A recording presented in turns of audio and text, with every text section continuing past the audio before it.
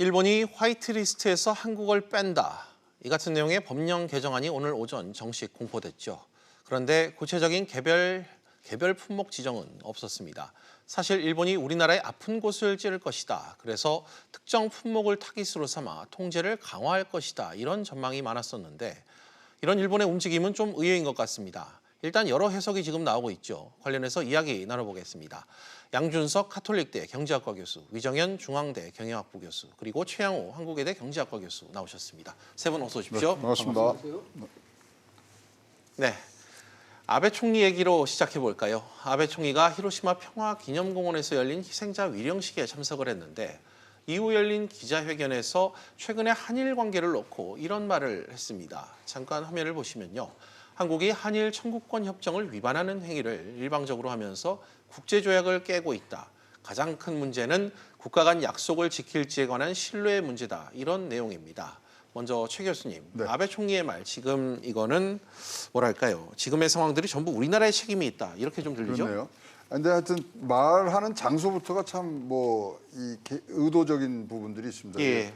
원폭투하 74주년 위령식에 가서 피해자 코스프레를 지금 하면서 네. 그다음에 이것이 또 가지는 그 의미가 뭐냐면 지금 가기에서 얘기한 후에 처음으로 한일 관계에 대해 공식적으로 얘기하는 자리였어요. 네. 여기에서 지금 한국의 모든 책임이 있다. 즉 뭐냐면 대법원에서 내렸던 징용 피해자의 배상 문제는 한국이 수습을 해라. 일본이 나설 생각은 하나도 없다. 모든 책임은 한국에 있다. 그래서 먼저 우리는 사태 수습을 안 할 테니 한국에서 갖고 와라.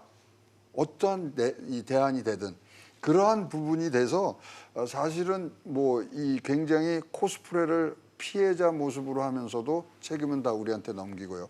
특히 이번에 근데 말씀을 잘못하셨어요. 이 지금 경제에 대한 어떤 이 뭐 제재 문제는 이게 뭐 이 정치적인 거나 이런 것들이 없다 그랬는데 네. 수출 관리의 문제가 아니라 양국 간의 신뢰 문제, 즉 외교의 문제였다는 것을 이제 공식적으로 얘기한 거거든요. 그러니까 예. 자기가 얘기한 것하고는 정반대 얘기를 지금 하고 있기 때문에 그런 면에서 우리가 평가를 할 수 있고요. 일단은 모든 책임을 지금 한국 쪽에 넘기는 그런 모습을 보았습니다. 네, 알겠습니다. 이어서 덧붙인 말도 있습니다. 역시 잠깐 보실까요? 이 국제법의 기초에 일본의 입장을 일관되게 주장했고요.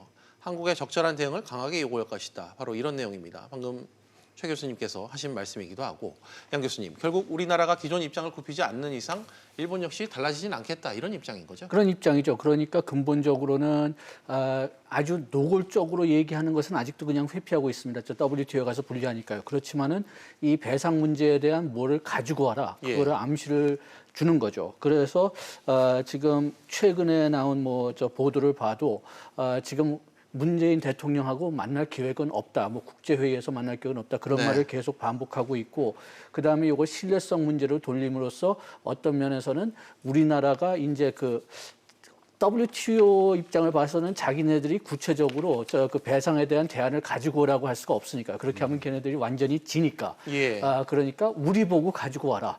그렇게 해서 책임을 넘기는 거죠.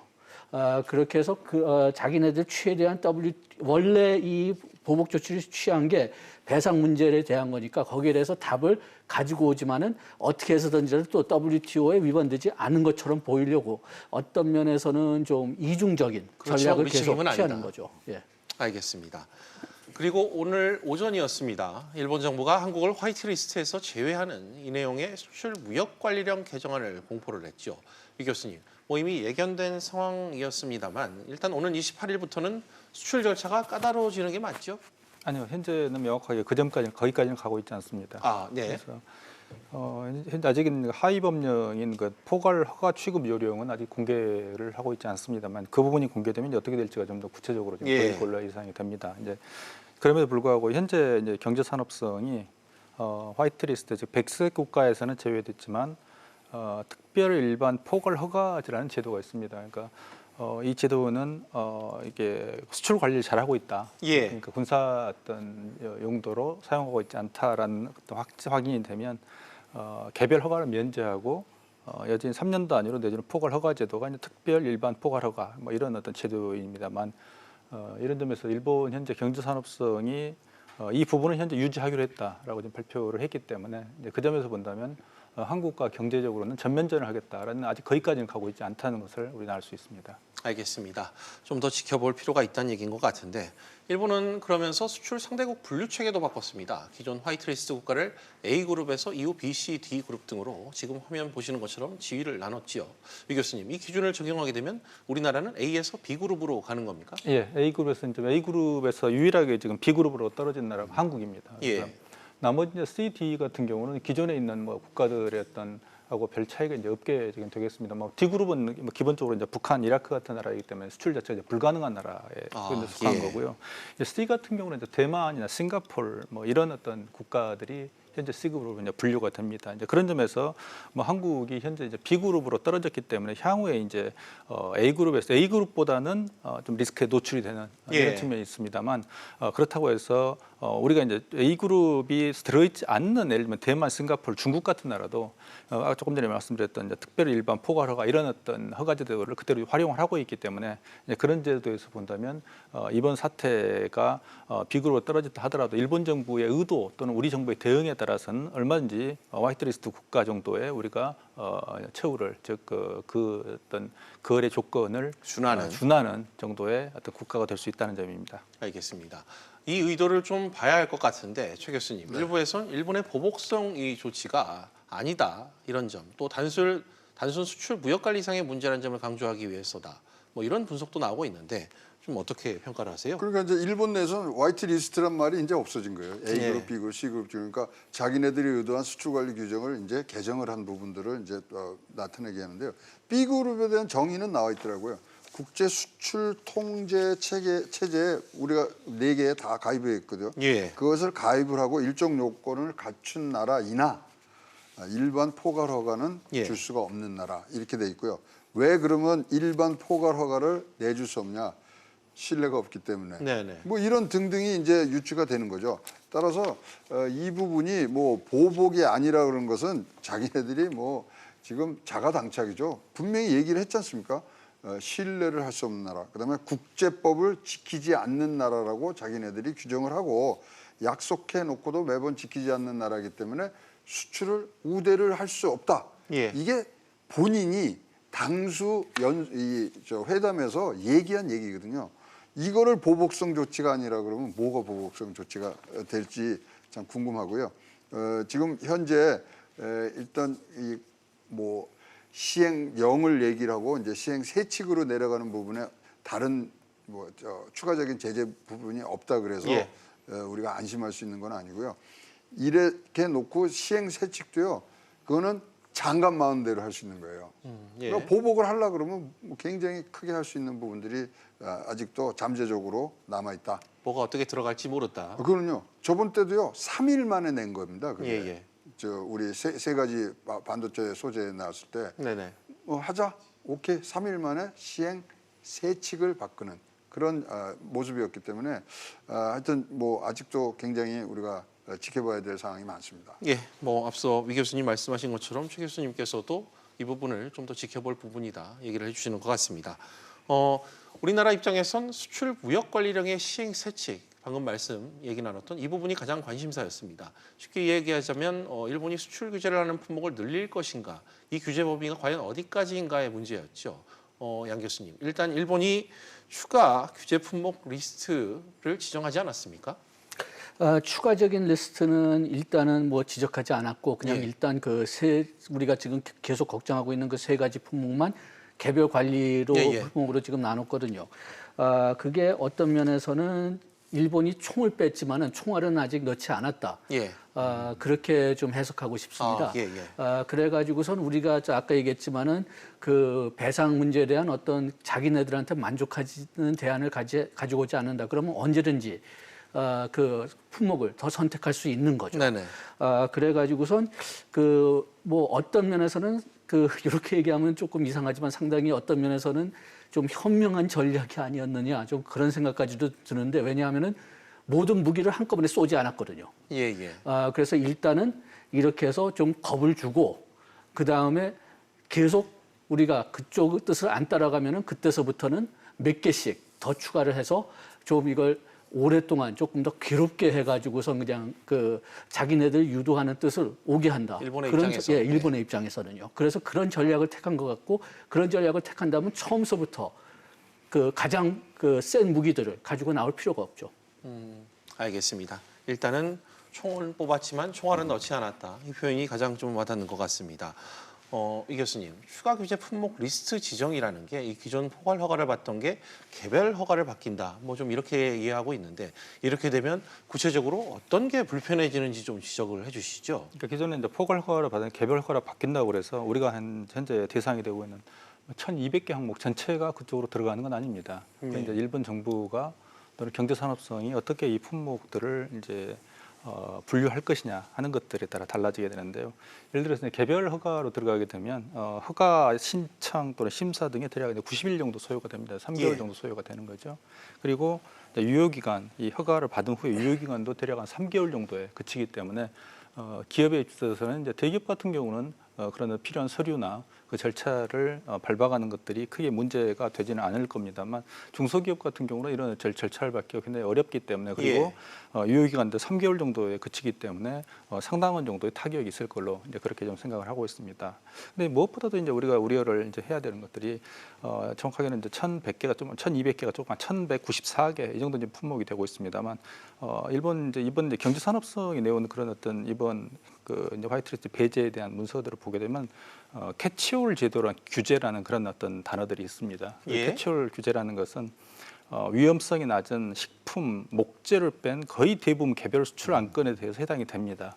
그러니까 우리가 이제 식품이나 목재를 빼고 나머지는 일단 그 캐치홀 규제라는 그 품목이 다 들어가는 거죠. 예. 그러면 이제 개별적으로 만약에 경제산업성이 안전보장상에 어떤 문제가 있다라고 판단을 하게 될 경우는 이 안건 자체를 심의하게 되는, 즉 심의할 수 있는 그 대상에 넣을 수 있기 때문에 향후에 이 부분이 과연 들어갈 수 있는가 없는가 이슈가 즉 들어가는가 안 들어가는 굉장히 중요한 심각한 이슈가 좀 돼버리는 거고요. 또 하나 지금 이제 국내 언론에서 이 부분을 지금 거의 지금 강구하고 있습니다만 이런 어떤 수출 규제 또는 어떤 안전보장상의 문제가 있다고 경제산업성이 판단을 하게 될 경우 한국 국내 생산만 해당이 안 된다는 겁니다. 우리나라에 예를 들면 제3국에 지금 한국의 기업들이 많이 진출해 있고 공장에 가 있습니다만 그런 제3국에서의 일본 부품을 쓰는데도 문제가 된다는 겁니다. 예. 그러니까 한국 기업이 일본의 소재나 부품을 쓰는 모든 곳에서 문제가 되기 때문에 국내, 즉 한국 국내뿐만 아니라 해외에 있는 우리나라의 기업과 공장 전체가 지금 문제가 될 수 있는 이런 사안인데 이 사안은 아직 국내 언론이 지금 아직 들여다보지 못하고 있는 것 같습니다. 알겠습니다.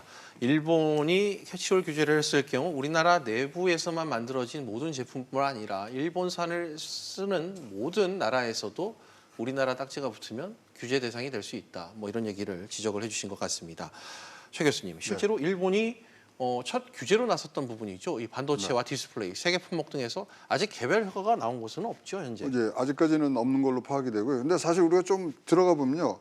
포토 레지스터 같은 경우는 우리가 D램이나 낸드 플래시에 적용이 될 줄 알았는데 그거는 또 빠졌어요. 네. 7나노 밑에만 지금 뭐 들어가는 예. 걸로 돼 있고요.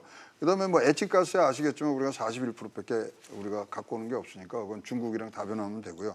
폴리이미드 우리 폴더폰에 들어가는 건 또 갤럭시 폰에 그거는 또 규제 대상에서 빠졌어요. 아, 그래서 그렇습니까? 큰 영향은 지금 사실상 없었는데 상징적으로 이걸 했기 때문에 이제 문제가 예. 됐다고 보고요.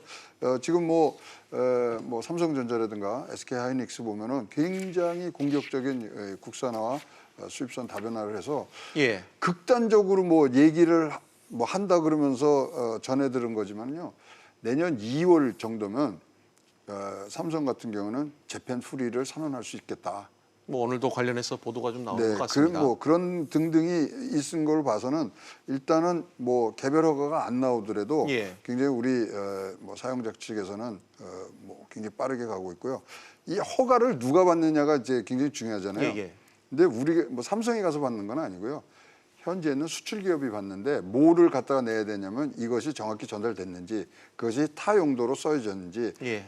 그다음에 다른 데를 갔을 때 그것이 전략 물자로 다른 데 갔는지 세 가지를 보는 거거든요. 네. 이제 그 부분을 우리가 이제 증명을 해야 되니까 이제 좀 길어지는데 일단은 뭐 자기네 우리가 불편한 것 뭐 더불어서 수출하는 일본 기업도 굉장히 지금 뭐 불편해진 상황이라고 보시면 되겠습니다. 알겠습니다. 뭐 우리는 당장 불편하겠지만 그 수출을 또 반대로 해야 되는 일본도 불편하다는 점을 똑같이 지적을 하셨습니다. 양 교수님, 물론 일본의 이런 결정이 우리나라 입장에선 뭐 일단 세부 세칙에 내용이 들어가지 않은 건 다행입니다만 그래도 일본의 한국 때리기 기조, 이 공세 수위는 낮춘 건 아닌 거죠?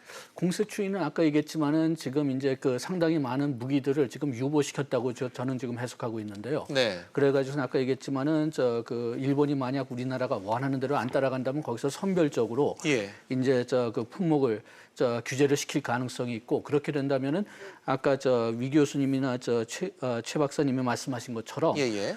일본에는 피해가 최소화되고 한국에는 피해가 최대화될 품목들을 아마 선정을 할 겁니다.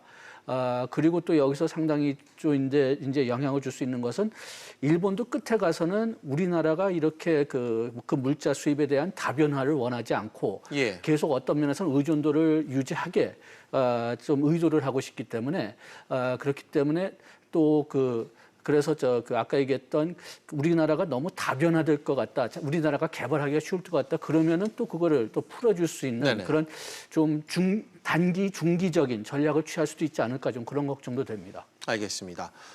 일본이 한국 상황을 좀 지켜보고 있는 것 같다 이런 느낌을 계속해서 얘기를 해주시고 있는데 최 교수님, 이게 대응책을 짜는 전략일 수 있다 뭐 이런 얘기도 들려오던데 네. 좀 판단은 어떻게 하십니까? 이게요, 사실 우리가 막 이렇게 치열하게 붙고 또 그 당시에 나왔을 때 시나리오 중에 하나였어요. 예. 그래서 무슨 시나리오가 있었냐면요, 일본 왕이 시행령 공포를 유보하거나 연기하는 방안. 예. 그다음에 이렇게 아무런 그 리스트를 안 줘서 이 좀 우리에게 희망을 갖게 하고, 그다음에 걔네들이 노리는 그러면은 목적은 뭐였냐면 국내의 여론 분열을 굉장히 생각을 해서 그런 희망적인 요소를 주는 것들이 시나리오로 나왔는데 네. 이게 현실화되는 부분들이 지금 보이는 거고요.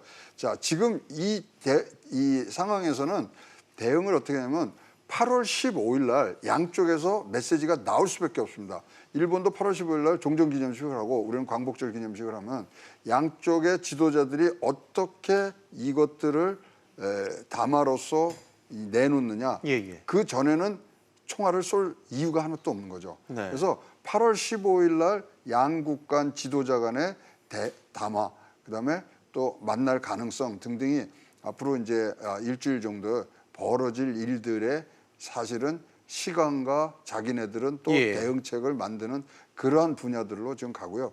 딴 거는 지금 뭐 다 차치하더라도 일본은 굉장히 부각시키고 있는 것은 대한민국은 국제법을 지키지 않는 나라로 캐치프레이스를 지금 갖고 가는 거죠. 신뢰할 수 없는 나라로 신뢰할 수 없는 몰아가는, 나라로 가는 거기 때문에 우리는 거기에 맞춰서 또 우리 다시는 지지 않는다 이런 캐치프레이스가 나오고 하는데 어떤 식으로든지 지금 이제 앞으로 일주일 동안 뭐 어떤 비공식 공식적인 채널을 통해서 접점을 찾아가는 부분들이 분명히 생겨야 될 걸로 보여집니다. 알겠습니다.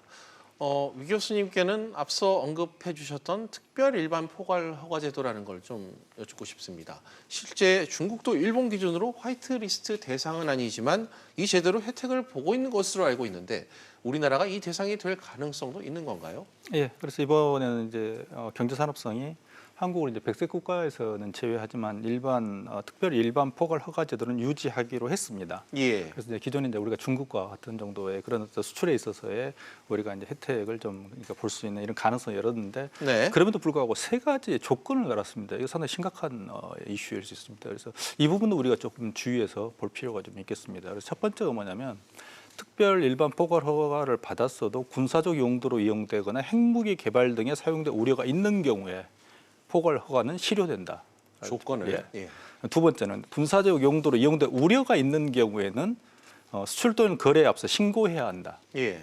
그럼 세 번째는 수출되는 화물의 이용자가 군 및 군 관계기관 또는 이와 비슷한 기관인 경우에는 신고해야 된다. 이 세 가지 등을 달았습니다. 이거 굉장히 중요하고 심각한 조건들입니다. 네. 그러니까 이게 뭐냐면 북한이나 북한 관련 어떤 기업 시설 등을 이미 걸어놓고 이걸 우리에게 특별 일반 포괄 허가를 내주고 있다는 것이죠. 예. 그럼 반대로 뒤집어서 이야기하면 얼마 전에 이제 아베가 이 우리나라에 이제 최근에 이제 뭐 브라수소 등등에서 규제를 할 때 일부의 전략 물자가 북한으로 흘러간 정황이 있다라는 것들을 이야기를 흘렸습니다만 그런 것들을 이미 염두에 두고 있는 어떤 변경 사항, 즉 조건이라고 좀 보입니다. 그래서 만약에 이런 것들이 이런 우려가 있다 또는 신고하지 않았다 이런 건 굉장히 중요한 어떤 이슈가 되는데 그런 경우에는 이 부분이 즉 특별 일반 포괄 허가가 취소될 수 있기 때문에 이 부분은 굉장히 중요하게 들여다봐야 될 것 같습니다. 알겠습니다.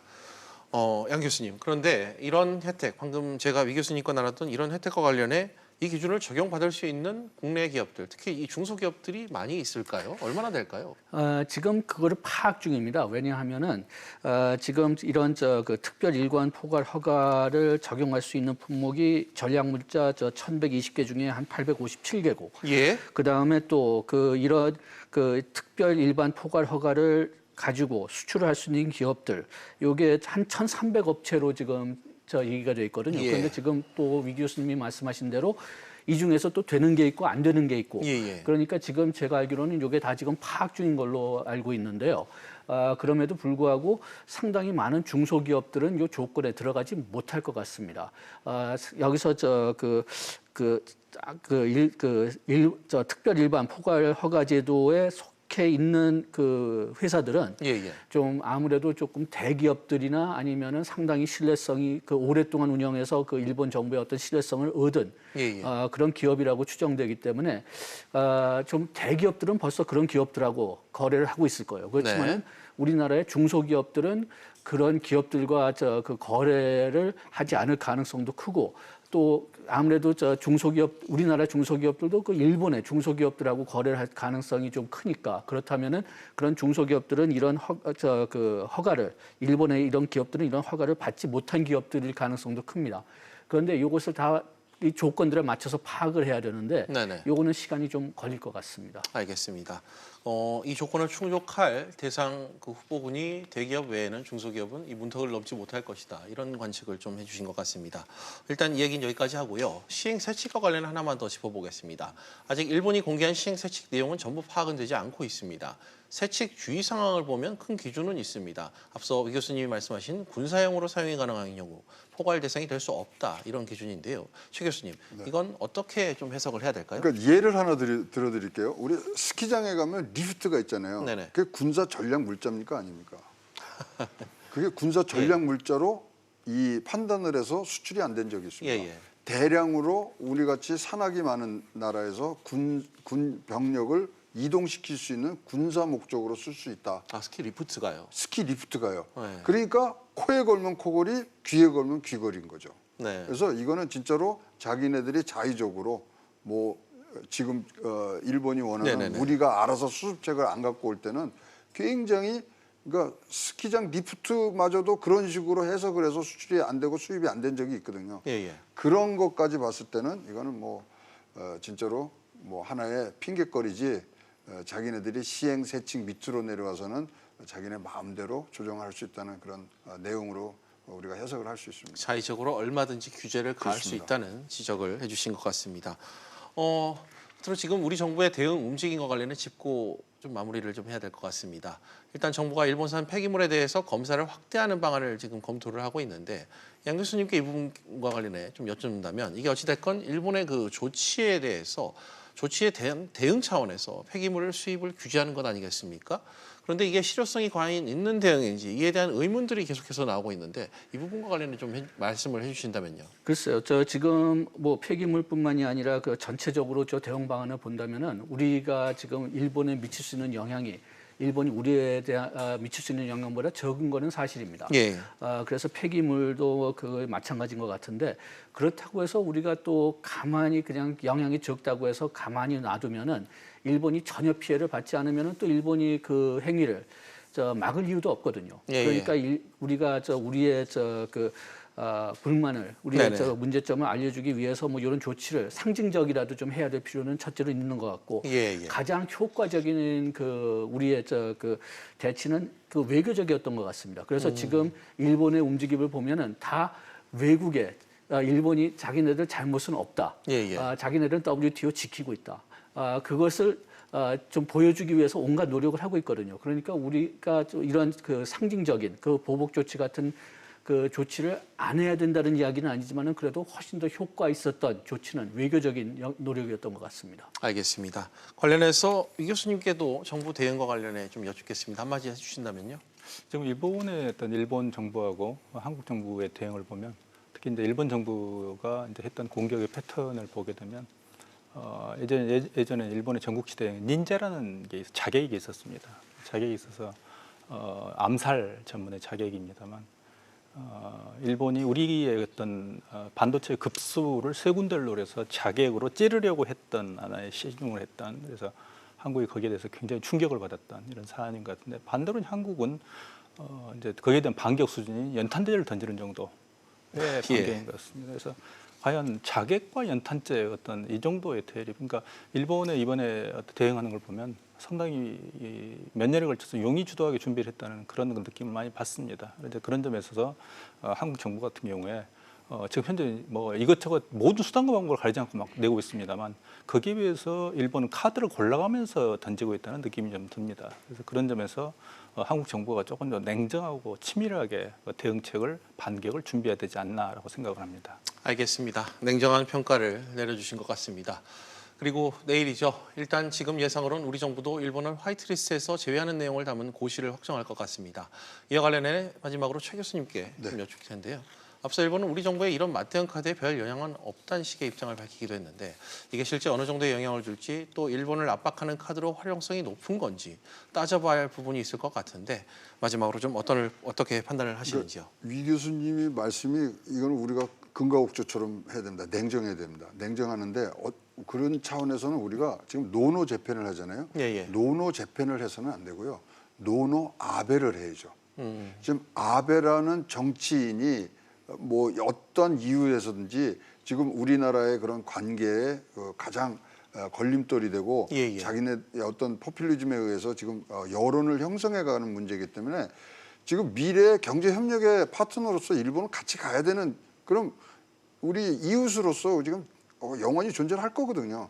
따라서 냉정하게 보면 우리는 노노 재편을 해서는 안 됩니다. 노노하고 외쳐야 될 대상이 노노 아베를 해서 그렇다고 아베를 뭐 척결하는 것보다 그런 아베 같은 사람이 어떤 이 우리에게 영향을 미칠 수 없도록 만드는 부분들이 그것이야말로 우리가 지금 해야 될 가장 맞대응 카드로 제일 좋은 그리고 현명한 카드라고 보여집니다. 알겠습니다.